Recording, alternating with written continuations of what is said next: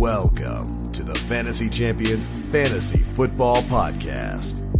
Here's your host, Morgan Colby and Rick Lemon. Welcome on in to the Fantasy Champions Fantasy Football Podcast. My name is Rick Lemon. Morgan Colby is not with us today. He is feeling sick. 100-degree fever, not feeling well. I told him he probably has COVID. We'll see about that. But we do have a lot to get into in this show. We're talking about must-draft quarterbacks. So before we start, make sure you're following us at the Fantasy Champs, the FF Champs on Twitter, Instagram, Facebook. You can check out our website at thefantasychampions.com. We also got TikTok, FF Champs. If you're listening to Apple Podcasts, Spotify, Stitcher, or other podcast platforms, we are on there. So make sure you leave a review. Share with your friends. If you're watching on YouTube, subscribe. Click the bell for notifications, like, and comment below. So this is an interesting show without Morgan. I get kind of full control. We'll see how this goes. It's going to be interesting. I do have some quarterbacks I would like to talk to, though. We're talking about the must draft quarterbacks for redraft. And in redraft, when we're looking at quarterbacks here, I'm not really talking about obviously guys like Josh Allen and Patrick Mahomes at the top of the draft. This is more realistic options, guys that you can get later in rounds that maybe you're not necessarily thinking about, or you would rather get those top guys, but these players are better considering where they're going. So without further ado, I will talk about the list. And the number one guy I have is Trey Lance. And it's funny because we were down on him last year. He was getting drafted in like the 12th round, which was crazy because he didn't even start. Some people were drafting him. I think the dynasty community was really in on Trey Lance, and it kind of affected redraft. And redraft's a different animal, obviously. But this year, Trey Lance will most likely start. And if he starts, he's not only in a great situation, but the type of style that he plays is just perfect for fantasy football. He really only started in one game last year. It was against Arizona. He didn't do too much. He had 15 fantasy points. But in the game against Seattle, the game before, he only played a half and he had 20 fantasy points. And statistically speaking, he was good, but he wasn't even great. He was 9 of 18, 157 yards. He did have 2 touchdowns, but it was the rushing. In those 2 games that he played in, he had 7 carries in the first half for 41 yards. And then in the game against Arizona, 16 carries for 86 yards. He's going to run the football a lot. He reminds me a lot of Jalen Hurts from last year, except he's on probably a better roster than Hurts was. Not probably. He is on a better roster than Hurts was last year. And then if you believe in the talent, obviously, then it could elevate Trey Lance to being a top 3 fantasy quarterback. I don't know if he'll get that far, but he definitely has that sort of ceiling purely based on the rushing. He's obviously got a big arm, big play capabilities, which are all good for fantasy. I mean, you look at Jameis Winston when he was on the Tampa Bay Buccaneers. The year he had the 30 for 30 year, the 30 touchdowns, 30 interceptions. He was actually very good in fantasy that year. So it really doesn't matter if Trey Lance comes out and struggles, throws a lot of interceptions, and doesn't have a great completion percentage or whatever. He'll still be pretty good for fantasy as long as he puts up those big rushing numbers, a decent amount of yards and touchdowns. It's all about stats. So I think he's capable of it, more than capable of it. I'm targeting him in drafts. But the thing about Trey Lance that intrigues me the most is where he is going. I fully expected Lance to be overhyped, and that very well could be the case by the time we get to August. But as of right now, he's QB 15 off the boards. He's not really getting drafted as a starter. He's kind of going in later rounds, and he's the perfect guy I want to target as that sort of, not really flyer, but kind of high upside quarterback that if he doesn't work out, it's whatever, because I didn't waste a valuable pick on him. If you get a guy like that in the 11th round in your redraft league, it's huge.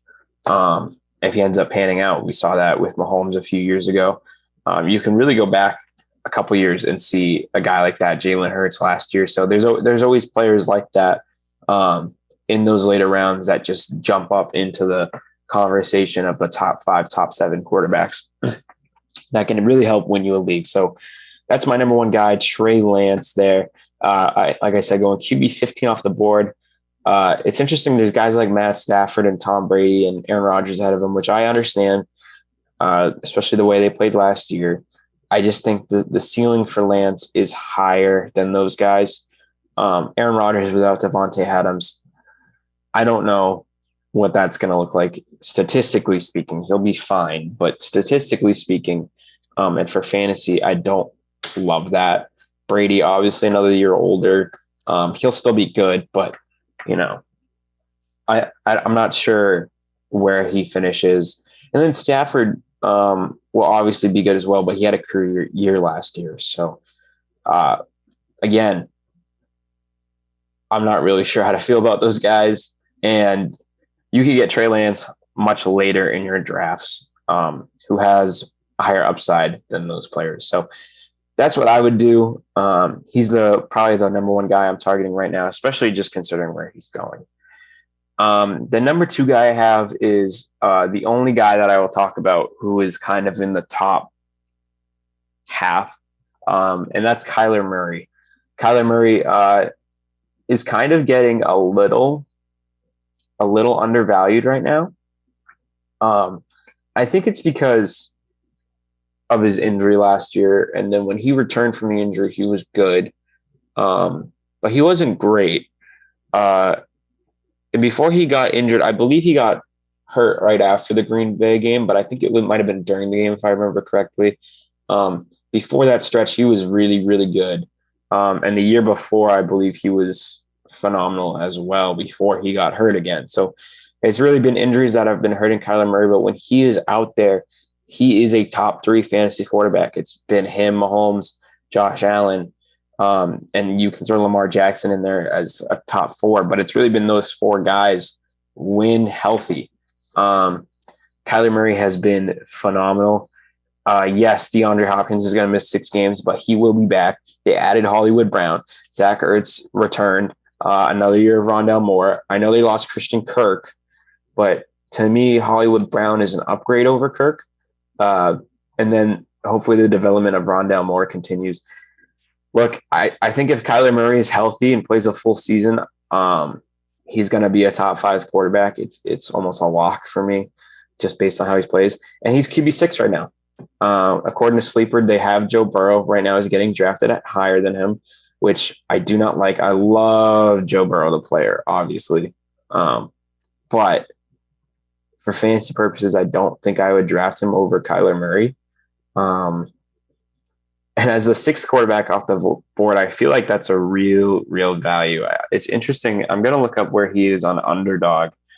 Because if he's still in the same range, it would kind of surprise me, considering what he's done over the last few seasons. Yeah, he is. He's in the same range. He's right now ADP is 61. That's, I guess, late 5th round or 5th round in a 12 team, which to me is good value for a guy who has consistently, when he's healthy, been as good as he's been. And he still has good weapons around him. Same team pretty much. Obviously, like I said, the Christian Kirk swap out. But for the most part, it's just health with Kyler Murray, which I'm not too worried about. If you go back the last couple of years and look at his points per game, last year among quarterbacks, he was 4th in fantasy in points per game. If you go back to 2020, he was 2nd unless you include Dak Prescott's 5 games. It was Mahomes, Josh Allen, Kyler Murray, and he finished as the QB2 that year, but he was 3rd in points per game. And then I believe, I could be wrong, but 2019, he was up there as well. Less so, I guess.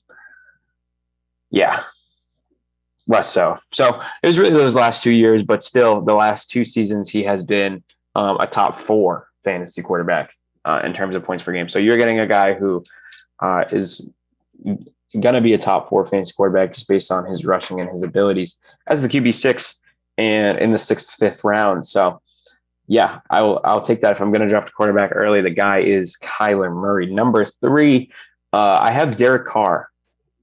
And this one might surprise some people. And I understand if you're not too thrilled about drafting Derek Carr there.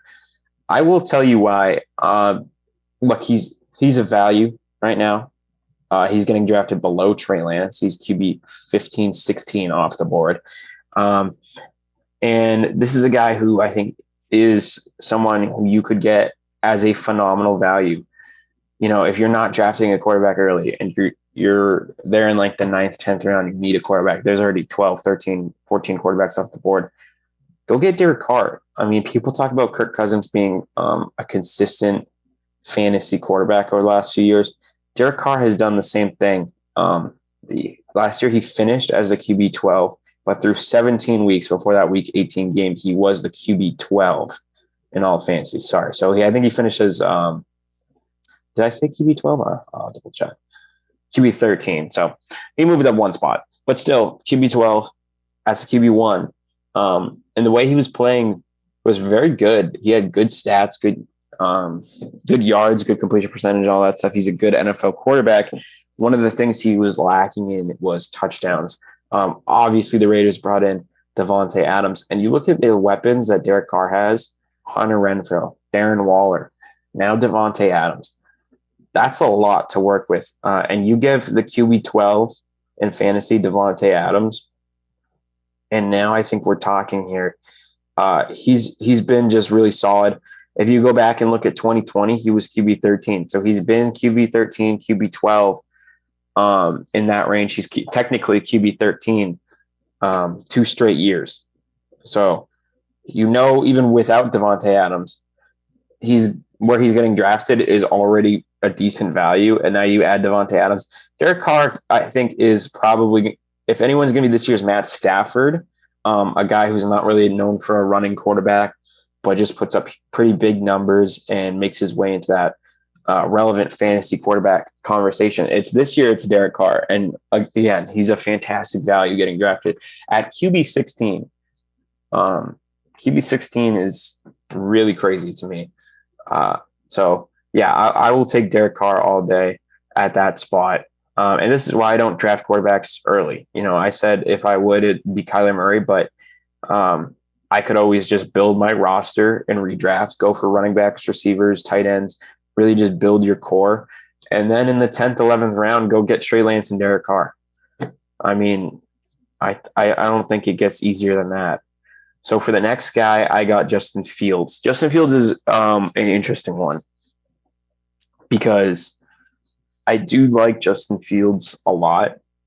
I like the player, and me and Morgan have talked about it. One thing that Morgan has said in the past that I agree with, and it involves this offseason so far for the Bears, it has not been the greatest for Fields, in my opinion. I mean, the coach is questionable. I don't mind it, but we'll see how that goes. They did not draft a receiver in the second round. I don't believe they drafted I'm not sure where I forget his name, Van Jones or whatever, the guy that they did draft, who went in like the third round, but he was a projected like 6th, 7th round pick, and he's a old receiver. Considering he's coming out of college at the age of, I think he's 24, Velus Jones Jr. So he was a 3rd round pick, but if you look at his college production, it's okay. And he's 25 years old. That's the oldest rookie I've seen in a long time. So I don't know how productive he's going to be year one. A lot of people don't have high expectations for him. I don't have high expectations for him. So that really leaves Darnell Mooney and Cole Kmet, who are 2 really, really good players, but around them, it's not really a ton there to work with. The offensive line, they didn't do any big splashes. They did add a couple depth pieces here and there, so hopefully that's enough. In the draft, they really addressed the defense. So you look at Fields, the Bears arguably have one of the worst teams in the league, in my opinion, at this point. They're in a full rebuild. So it's going to be hard for Fields to really take the jump that I wanted him to take. But he's still a value. He's even lower than Derek Carr. He's lower than Kirk Cousins. He's lower than Tua. He's currently QB 18, 17 or 18 in that range, which to me is just, again, Really just great value. Considering the way he plays the game, it is similar to a Trey Lance, where he's just going to run the ball, but has the big play abilities. He's a great passer. I think he's a better passer than Trey Lance, but he's got similar rushing upside than Lance or as Lance. So at the QB 17 position, you can get an absolute steal. I mean, Fields you can really just take in like the 14th, 15th round as just a flyer pick, which I would do 10 times out of 10. If I didn't get Derek Carr or Trey Lance, and I'm seeing Trey Lance or I'm seeing Justin Fields there in the 15th round, I'm going to do that. I don't really care about the weapon situation because his weapons weren't good last year. And he still showed flashes as a rookie. So going into year 2, he should be a better quarterback. And the weapons don't really change too much. That's okay. He should still produce. It just kind of caps his ceiling. But still, his value is phenomenal. So you could be getting a top 12 fantasy quarterback just based off of his rushing numbers. And he just needs decent passing numbers. And I think he can do that to be a top 12 fantasy quarterback. So you're getting a potential QB1 there in like the 14th, 15th round. And I think that's solid value. And now for the last guy, I did kind of a split here because I feel like me and Morgan would have different opinions here. So I did Trevor Lawrence / Zach Wilson. Trevor Lawrence and Zach Wilson, another kind of flyer pick. But look, when you're at this point in the draft, these are the guys you're targeting. You're targeting these breakout guys that you really want to draft there at the end. Realistic guys. So Trevor Lawrence hit in the same field as, no pun intended, Justin Fields. He's going later than Fields, though. He's QB 18 or 19. Again, I'm getting these mixed up, but still in that like late range, really just getting drafted, if at all, as a backup quarterback. But we know the talent of Trevor Lawrence and what he was capable of in college. We know the prospect of what Trevor Lawrence is. He was compared to Andrew Luck, John Elway, all these guys. If you believe in the player whatsoever, he's going to have a massive year 2 jump, which I do believe in the player. But personally, Lawrence would not be my guy out of these two just because of what they did in the offseason to surround him. Brought in Christian Kirk. They had Marvin Jones there. They brought in Zay Jones, who is a nice player, but I don't think is really great. And Christian Kirk overpaid phenomenally. And again, Kirk to me is just a nice player. He's not a difference maker. He's not a star receiver. So you get Christian Kirk, Zay Jones, and that's your receiving core. I mean, Laviska is going to be the slot guy, maybe the punt returner. So his weapons aren't the best. Obviously, they did bring in Evan Ingram, so that's not bad. And Travis Etienne coming back, who I like a lot. I think Travis Etienne will be involved in the passing game. So it's not the worst. But I don't even know if it's better than last year because I think DJ Chark is just as good, if not better, than those guys. Yeah, he's definitely better than Zay Jones, in my opinion. And then he's a step below Christian Kirk, but he's still a good player. And you lose him and you pretty much just replace him with Christian Kirk, and then you bring in Zay Jones. So I don't really think it's the Jaguars offense really improved that much. It's going to be a lot on Trevor Lawrence's shoulders, just like it is for Fields. The difference is Fields, I think, has more of a rushing upside than Trevor Lawrence. In terms of Zach Wilson, I really wanted to put him on this list.